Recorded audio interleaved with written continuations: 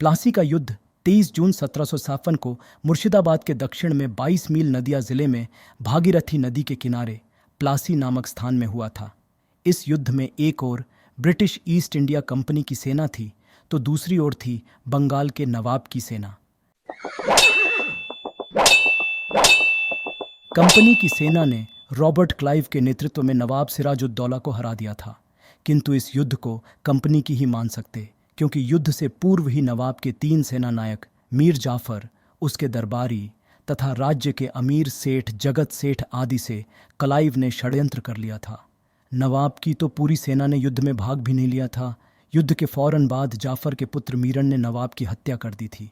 युद्ध को भारत के लिए बहुत दुर्भाग्यपूर्ण माना जाता है। इस युद्ध से ही भारत की दास्ता की कहानी शुरू होती है। इस घटना से एक नई राजनैतिक शक्ति का उदय हुआ। कंपनी हित राजनीति से जुड़ गए और वह प्रभुत्व प्राप्ति में जुट गई। मुगल साम्राज्य की दुर्बलता भी साफ हो गई। कंपनी को भारत के शासक वर्ग की चरित्र फूट का पता लग गया। युद्ध से कंपनी को हुए लाभ: भारत के सबसे समृद्ध तथा घने बसे भाग से व्यापार करने का एक अधिकार, बंगाल के नवाब से नजराना, भेंट, क्षतिपूर्ति के रूप में भारी धन वसूली, एक सुनिश्चित क्षेत्र 24 परगना का राजस्व मिलने लगा। बंगाल पे अधिकार व एकाधिकारी व्यापार से इतना धन मिला कि इंग्लैंड से धन मंगाने की ज़रूरत नहीं रही। इस धन को भारत के अलावा चीन से हुए व्यापार में भी लगाया गया।